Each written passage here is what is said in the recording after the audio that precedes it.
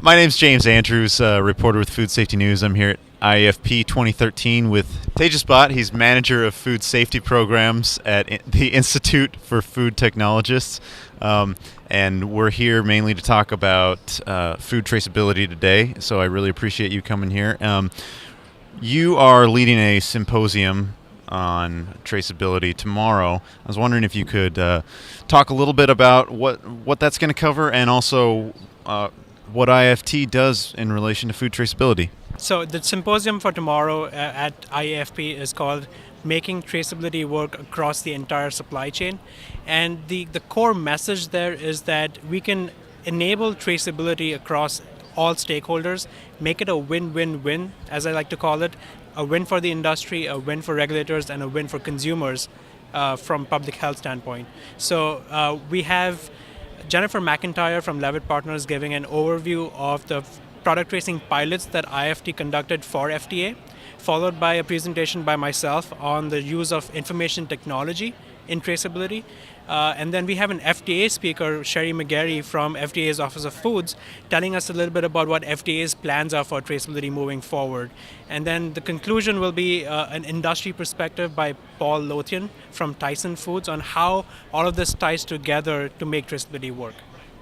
We've been reporting on traceability a lot at Food Safety News, and we know that there are a lot of challenges with traceability right now. And I'm wondering if you could go over some of those challenges, and then maybe we can talk about some of the solutions that might be coming in the future to those challenges. All right, the challenges to traceability are simple. Do you know where the food that you ate for lunch came from? No. Me neither. I ate here. Me too. So that's the main challenge is the food system itself has become so global, so complex. The dynamics of the food system are so changing all the time. They're very fluid. Folks enter the market and leave the market all the time. So suppliers change all the time. So it makes it incredibly difficult for even someone who wants to do the right thing to do the right thing in traceability. So the challenges are huge, but so are the opportunities to tackle those challenges, to put solutions in place. And we've done at IFT a lot of research, a lot of work in traceability for the last 6-7 years now. And we think we've come up with a framework or different approaches for different stakeholders. But at the end of the day, make it in a way that makes sense for them, makes practical sense for them. So has a return on investment for the industry, has public health protection for regulators and consumers. How does food traceability relate to food safety in regards to, making recalls simpler, maybe in the event of outbreaks, getting stuff off the shelves faster? Could you talk about that a little bit? Yeah, absolutely. The impact actually is a lot bigger than that. It's not just recalls, although that definitely helps. It helps speed up the process of recalls. But the true impact of improving traceability across the food system is really identifying what to recall in the first place. The regulators and the industry today have a huge challenge in identifying where these outbreaks are coming from, what foods may be implicated in those outbreaks. We've heard these scenarios or case studies from the past where, is it tomatoes, is it peppers, is it spinach? We have no idea, right? So the faster we can identify which food products are contaminated, the faster we can initiate the recall, the faster we can protect public health, the smaller the economic damage to the industry.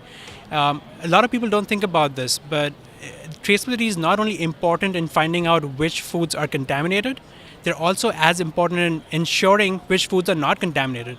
Having that trust in their supply chain, having the trust in the consumers that when I tell you this spinach is not a part of the recall, you can believe me.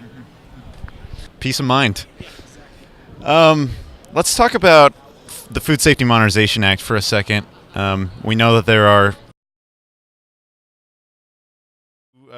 speak to that a bit and what's coming in the future for food manufacturers. Sure.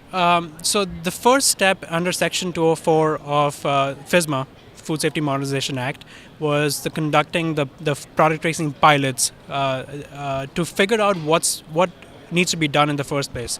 So FDA contracted IFT to conduct these pilots. We completed them, submitted IFT's recommendations to FDA in June of 2012. The next step is for FDA to submit their own recommendations back to Congress in a report. Once that happens, then they need to designate high-risk foods. How would they define what high-risk foods are? Because according to FSMA, any additional record-keeping requirements for product tracing would only apply to high-risk foods. So once they define high-risk foods, then the next step is a proposed rule, have stakeholder meetings for collecting comments, and then issuing the final rule. It's not likely that the proposed rule will come out before 2014. It's very unlikely. I know that some people have been recommending to FDA that they reconsider that classification of high-risk foods and instead just say, let's trace all foods. Is IFT recommending that, or are you involved in that at all?